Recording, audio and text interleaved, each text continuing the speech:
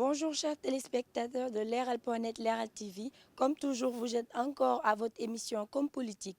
L'émission qui tourne autour des secteurs, tourne autour des grands hommes, tourne aussi autour d'un débat d'actualité. Mais un débat positif, constructif et productif. Comme nous sommes toujours dans la lancée de la sensibilisation sur le Covid-19, comme vous le savez, nous avons parcouru tous les secteurs et tous les domaines d'activité. Aujourd'hui, si vous voyez le paysage, vous savez bien qu'on est à Gorée. Et oui, nous avons fait le parcours de cette île magnifique et historique, mais aussi nous avons fait le parcours d'un personnage. Nous avons fait le parcours d'un grand homme, un monsieur humble, hostile, un monsieur généreux, stable, calme, selon sa population. Vous aurez les témoignages dans cette émission. Ce monsieur, sans plus tarder, nous allons le laisser se présenter aux téléspectateurs. Monsieur Senghor, bonjour. Bonjour, comment allez-vous?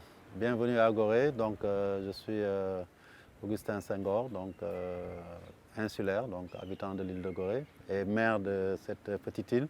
Mais aussi dans le civil, je suis avocat de profession et j'ai d'autres activités, notamment je suis président de la Fédération sénégalaise de football.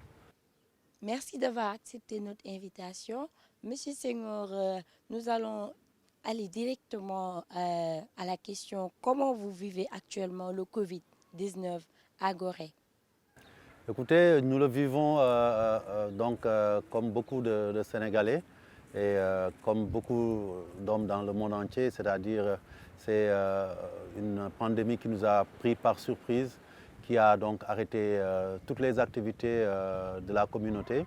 Et compte tenu du fait que déjà nous étions naturellement dans un environnement enclavé, c'est venu s'ajouter à cela. On en a souffert sur le plan économique, sur le plan social, sur le plan aussi des activités de jeunesse et tant d'autres axes. Sur le plan touristique, on s'en rend compte, l'île est devenue très calme. Donc je peux dire aujourd'hui que nous vivons très mal cette pandémie, même si nous avons eu pour le moment la chance de ne pas connaître encore de cas, soit sur l'île même, soit touchant des Goréens, qu'ils soient de l'île ou de la diaspora. Nous avons un peu interviewé la population qui nous a un peu fait part de votre politique de gestion du Covid. Vous pouvez partager cette politique de gestion du Covid qui, d'abord, a interpellé à la mise en quarantaine de cette île. Oui, vous savez, comme je l'ai dit, nous sommes une île enclavée. En temps normal, chaque jour, nous avons à peu près 2000 habitants qui vivent sur l'île, mais chaque jour, nous recevons, surtout pendant l'été, jusqu'à 3000, entre 3000 et 6000 personnes quotidiennement qui viennent dans l'île. Imaginez-vous si on laissait toutes ces personnes venir. Avec le virus, ce serait une catastrophe pour cette population très jeune et surtout très proche. Il y a une certaine proximité, tout le monde se connaît. Donc c'est pour ça que l'une des premières mesures qui ont été prises en relation avec les autorités au niveau central, et notamment le ministre des Transports maritimes et de la Pêche, ainsi que le DG du port, ça a été de dire qu'il faut arrêter les visites. Seuls les Goréens vont venir à Gorée. Et donc cette mesure-là, nous l'avons appliquée de manière très stricte, de sorte qu'aujourd'hui, ça nous a un peu épargné à ce jour d'une chaîne de contamination sur cette île. Et aussi, à partir de là aussi, on est parti au niveau interne, endogène, sur une base de sensibilisation des populations et surtout une base d'appropriation par les populations de la lutte contre le Covid-19 et dans la partie la plus importante, c'est-à-dire la frange jeune. C'est ainsi que ce sont les jeunes eux-mêmes qui ont porté le combat et je pense que c'est l'un des secrets de cette réussite à ce moment-là, même si ce n'est pas une réussite définitive, mais nous saluons cela et surtout nous restons vigilants pour continuer à nous préserver et préserver notre communauté du Covid-19. Alors, après notre interview vers la population, nous avons eu écho que presque tous les habitants de Gorée ont reçu des dons, des aides alimentaires plus de 5 fois en moins de 4 mois pendant ce Covid. Vous pouvez nous faire parvenir un peu d'informations là-dessus. Comment vous avez réussi à avoir cette autonomisation en denrées alimentaires pour cette population mise en quarantaine? Oui, vous savez, justement très tôt, l'une des stratégies qu'on a mises en place pour pouvoir permettre à la communauté d'avoir la possibilité de vivre sur cette île pratiquement en quarantaine, comme vous avez dit, c'était de veiller à compenser les pertes en ressources économiques. Vous savez, 70% ou 75% de la population vit du tourisme. Du jour au lendemain, tout était arrêté. Et donc, il fallait pallier à ça. Et on a anticipé avec notre administration municipale en faisant des commandes de denrées de tous ordres et aussi en produits de protection et antiseptiques, mais aussi en thermoflash que nous avons acquis sur Point FOP. Ensuite aussi, nous avons lancé un élan de solidarité, aussi bien au plan de l'île, où les bonnes volontés, les personnes ressources ont spontanément lancé cette opération qui a permis au comité local de mobiliser des fonds, qui nous ont permis aussi d'acheter des vivres. Et surtout, nous avons activé nos relations et nos partenaires, comme le port autonome de Dakar, Laborex et tant d'autres qui nous ont aidés avant que l'État nous donne donc notre contrepartie sur les fonds, les denrées relevant du Fonds national de résilience sociale et économique. Et ça nous a permis aussi de faire de la distribution au moins 5 fois, comme vous l'avez dit, et surtout en touchant l'ensemble de la population. Nous n'avons pas essayé d'exclure, on a considéré que toute la population était impactée et à chaque fois, nous avons distribué à tout le monde assez de quantité pour qu'ils puissent vivre en autarcie, en étant autonomes et puissent tenir un peu le siège du Covid. Et ça, je pense que c'est l'une des réussites. Et je peux même vous dire qu'aujourd'hui, même dans le futur encore, nous pourrons procéder à 1 ou 2 opérations pour pouvoir permettre aux populations d'avoir ce qui est important pour pouvoir résister et pouvoir respecter les mesures barrières, c'est-à-dire des moyens de survie. Donc globalement, c'est cela et nous en sommes fiers. Et nous devons aussi saluer la participation de la population, sa discipline et sa compréhension, parce qu'à certains moments, ce n'était pas évident. Ils ont accepté toutes les restrictions et ça aussi, il faut s'en féliciter.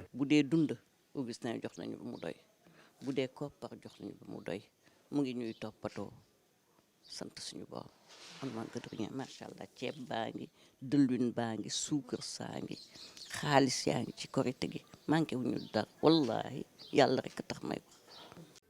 Alors, sur toujours les témoignages des populations, nous avons aussi recueilli des informations comme quoi que vous êtes là depuis en tant que maire, mais ils ont toujours souhaité le renouvellement de cet homme à ce poste parce qu'ils ont été satisfaits. C'est très rare qu'on fasse des micro-trottoirs et qu'on ait l'unanimité. Quel secret avez-vous pour avoir cette compassion de cette population et qu'est-ce que vous pouvez donner comme partage aux autres maires un peu partout? Écoutez, je pense que le mérite en revient d'abord à cette population coréenne qui m'a fait confiance parce que simplement, elle m'a vu naître, grandir ici et aujourd'hui, je vois grandir mes petits frères, mes enfants qui sont dans l'île. Et je pense que la clé, le rôle d'un élu local, c'est la proximité. La clé, c'est la proximité. J'ai toujours vécu avec les populations de manière très proche. Il n'y a pas de barrière, ni chez moi, un peu dans l'île. Je suis toujours avec la population, ils peuvent m'interpeller. Même les plus jeunes, le dimanche, je suis au terrain en train de jouer au football avec eux. Et surtout, je fais attention à leurs besoins. Des fois, j'anticipe surtout ce qui est nécessaire et je suis à l'écoute parce que c'est ça qui est important. Les populations ne sont pas difficiles. Même quand on ne peut pas régler leurs problèmes et qu'on leur montre de l'écoute, ils en sont conscients et ils en sont reconnaissants. Et c'est cette relation-là que j'ai. Et je me souviens effectivement, lors des dernières élections, pendant très longtemps, j'avais envisagé d'arrêter. Et c'est au sein de la population, mais aussi de mes collègues élus, qu'on m'a fait comprendre, bien entendu, que non, j'étais encore assez jeune et qu'ils ne comptaient pas que je parte. Aujourd'hui, on est engagé. Il faut savoir aussi que notre démarche à Gorée, c'est une démarche participative. C'est un leadership collectif. Ce n'est pas que le maire qui décide ou qui agit. On a une équipe qui est pluridisciplinaire, qui est aussi cosmopolite, parce qu'au sein de notre conseil, on ne cherche pas à savoir de quel parti l'un vient. Notre parti, c'est Gorée. Donc, de sorte que aujourd'hui, en travers ma personne, qui est équidistante de toutes les chapelles, je suis un peu celui qui cristallise cette appartenance à Gorée et cet esprit de démarche communautaire et de démarche participative de la population goréenne. Man de def naa fi 44 ans 76 ba léegi maa ngi fi man ba ma koy xam sax day jàng maa ko mag sama rakk ju baax la xam naa nag su ma waxee sax nit ñi dina naan dama ko faral parce que ni mu mel ak man la man amul dara lu ma mën wax loolu mbaax moom lay jëfe moom la wane te xam naa ne ku mel ni moom yaakaar naa ne mën na fee am. En tant que maire qui est né à Gorée dans sa collectivité et qui habite dans sa collectivité et qui est apprécié par cette communauté, qu'est-ce que vous pouvez partager avec les autres maires? À ce niveau-là, je pense que j'ai effectivement cette chance de vivre ici avec ma communauté, mais parce que aussi j'aime cette communauté et j'aime Gorée aussi.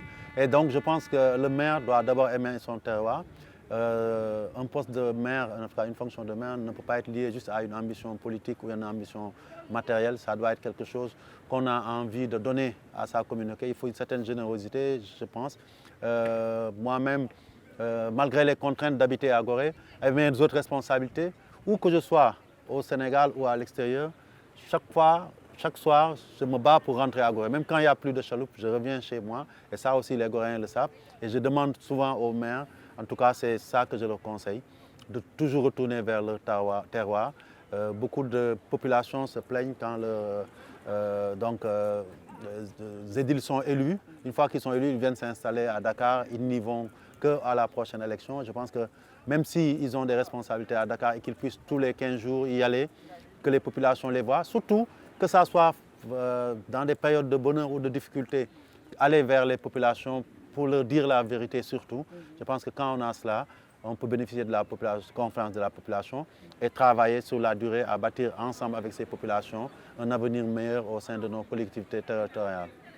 Et comme vous dites, Augustin Senghor, si je me permets, je vais prendre un terme wolof. On dit que 10 gan oyoftol. Parce que si, pour ceux qui comprennent, 10 gan oyoftol, d'une humilité exceptionnelle, extraordinaire, une capacité d'écoute extraordinaire, calme, serein et d'un altruisme extraordinaire, je peux dire. Parce que moi qui connais Augustin Senghor, je peux dire que 50 ans, ce n'est pas aujourd'hui. Et plus de 50 ans, on a été ensemble, on a cheminé ensemble.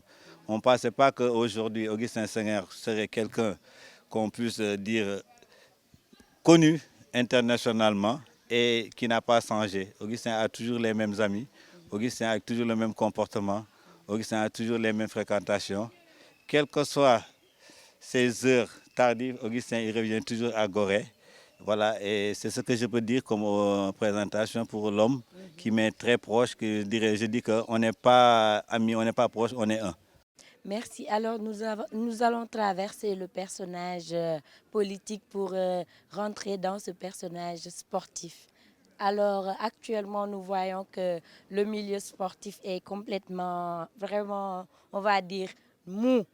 Alors, comment vivez-vous le Covid-19 avec toute cette communauté sportive du football? Oui, je dirais qu'aujourd'hui, c'est quelque chose qui a frappé de plein fouet donc le monde du sport mondial.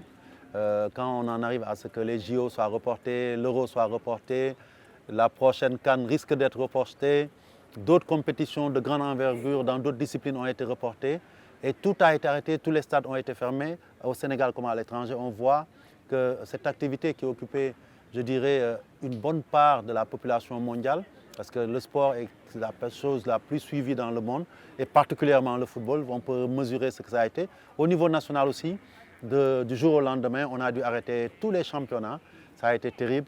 Nous avons nos clubs professionnels, nos clubs amateurs qui avaient déjà investi beaucoup et qui se sont retrouvés du jour au lendemain sans compétition, sans moyens aussi. Et tout ça, ça a été difficile. Et il y a aussi les acteurs, il ne faut pas les oublier, qui vivent du sport et qui ont perdu leur source de revenus. Et nous, en tant que fédération aussi, on avait exposé pas mal de dépenses. Aujourd'hui, on est en train de perdre de l'argent aussi parce que nos sponsors, les financements qu'on recevait dans le cadre des activités internationales, tout ça, nous le vivons très difficilement. Et donc aujourd'hui, je pense que le sport fait partie des secteurs qui ont le plus souffert de cette pandémie mondiale du Covid-19. Et on espère que petit à petit, ça va revenir. Au niveau national, on se bat. La fédération a accompagné l'ensemble des acteurs, des clubs, pour qu'ils puissent tenir, payer un peu les salaires, régler certains problèmes. Mais on attend aussi l'appui des instances internationales, la FIFA et la CAF, mais aussi de l'État du Sénégal. Nous avons saisi le ministre des Sports qui a une écoute particulière, mais aussi le chef de l'État. Je sais que l'État fera quelque chose. Et avec tout ça, je pense qu'on aura la possibilité non seulement de tenir pendant cette période difficile, d'aider les clubs et tous les acteurs du football, mais aussi de reprendre dans quelques temps, dans quelques mois, le football. Et la pointe d'espoir, c'est qu'on voit qu'un peu partout en Europe, les championnats commencent à reprendre. Et donc ça nous fait espérer qu'ici aussi, bientôt, les jeunes pourront continuer à jouer et surtout aussi les championnats vont reprendre. Et je pense que c'est le moment aussi, si vous me permettez, de lancer vraiment un message fort aux jeunes. Les jeunes sénégalais, je pense que c'est des jeunes exemplaires qui, malgré tout, ont montré une bonne volonté à respecter les mesures barrières. Il faut qu'ils puissent tenir. Et plus tard, je sais que l'État trouvera le moyen d'ouvrir petit à petit les terrains pour que les jeunes puissent pratiquer le sport, mais en faisant en sorte de respecter les mesures barrières. C'est important qu'on leur permette. En tout cas, à Gorée, nous, on est arrivé à cela, à parler aux jeunes. Ils sont en train eux-mêmes de refaire leur terrain de football, leur terrain de basket. Ils nagent, mais on leur dit, quand on devra reprendre, il faudra porter les masques, respecter les mesures barrières pour que la vie reprenne, certes avec le Covid-19, mais en essayant de faire en sorte que les cas de contamination qui ne peuvent ne pas exister soient réduits à leur plus simple expression. Alors, les playoffs qui étaient programmés, est-ce qu'ils seront effectués ou pas?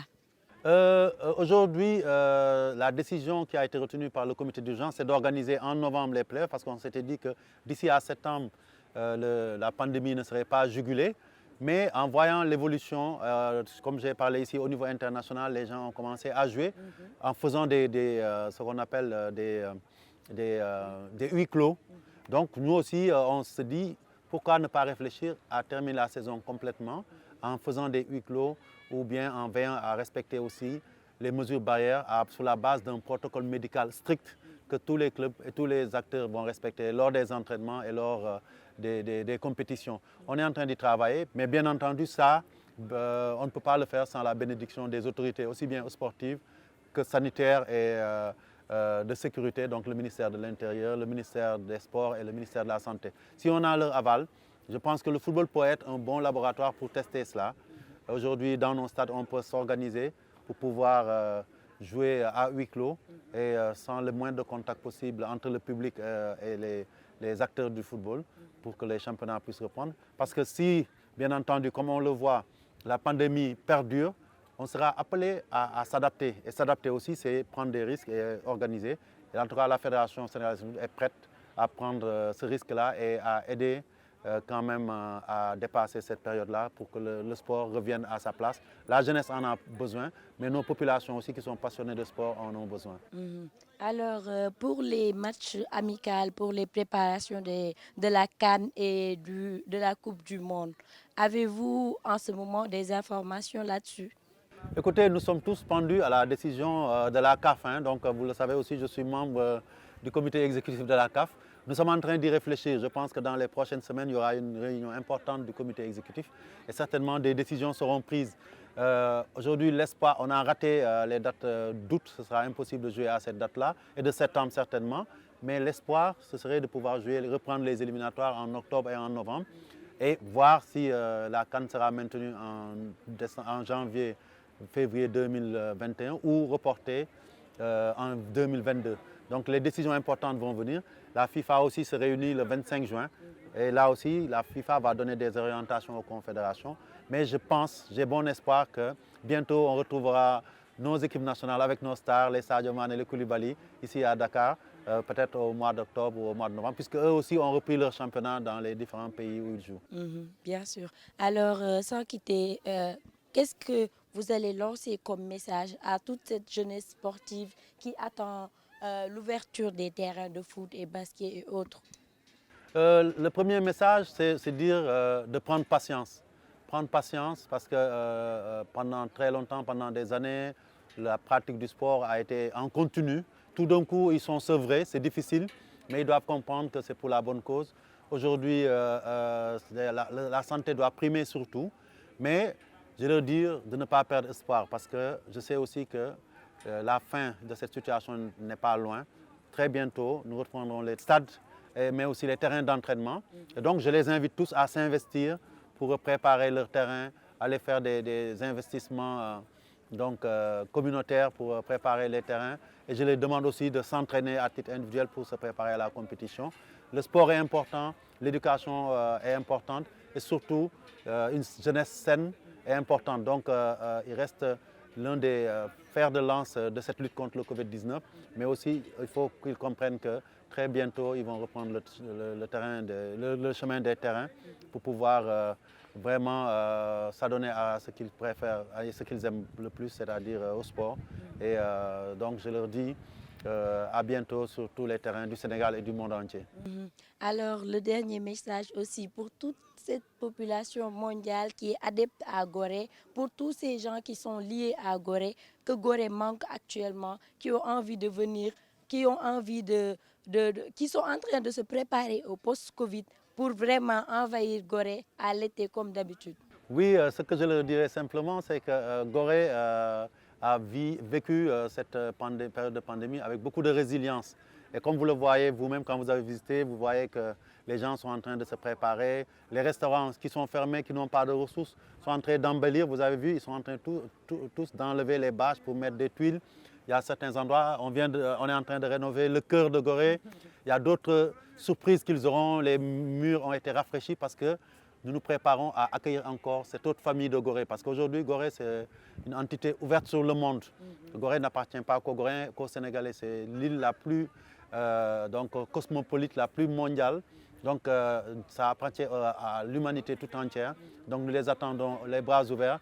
Dès que la pandémie aura reculé, tout le monde viendra. On l'espère que ce sera en plein été. Et il y aura de belles surprises. J'en profite aussi, vous aurez peut-être certainement la primeur pour vous dire que dans le cadre de l'évolution du monde, avec ce qui s'est passé aux États-Unis, avec le cas de George Floyd, le conseil municipal va être bientôt convoqué parce qu'on veut réfléchir sur quelle réaction Gorée doit avoir. Vous le savez, Gorée, quand même, c'est le symbole de la traite négrière, c'est le symbole de la violence contre l'homme noir.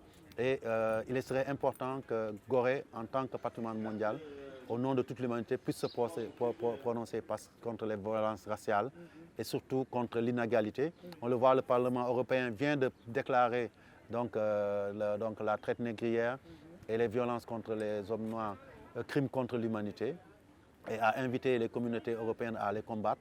Donc Gorée serait être en reste dans ce combat et vous serez informés des mesures qu'on va prendre puisque nous n'envisageons rien moins que de baptiser une place au nom de la lutte pour la liberté de l'homme noir et ça on y reviendra. Et on partagera ça avec l'ensemble des Goréens de cœur qui sont dans le monde mais aussi l'ensemble de la diaspora noire américaine, antillaise, qui est en tout cas toute la diaspora noire disséminée à travers le monde.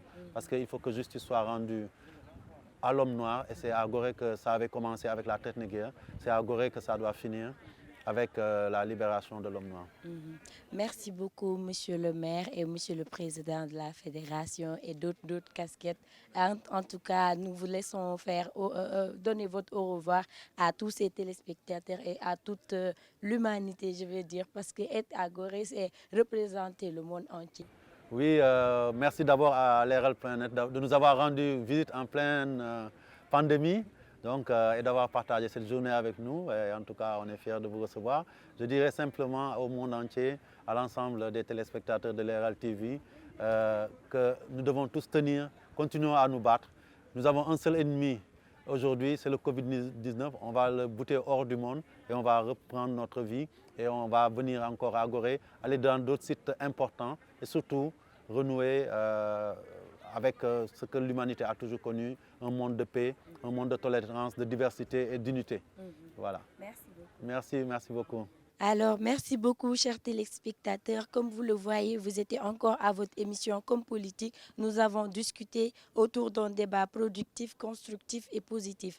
Effectivement, avec un grand homme encore. Et la confirmation des témoignages de sa population est là. Vous l'avez avec Leral.net. Toujours à l'actualité, l'éclairage, la lanterne de l'actualité. Suivez-nous sur le canal 33 sur la TNT et bientôt sur Canal+. À bientôt, merci.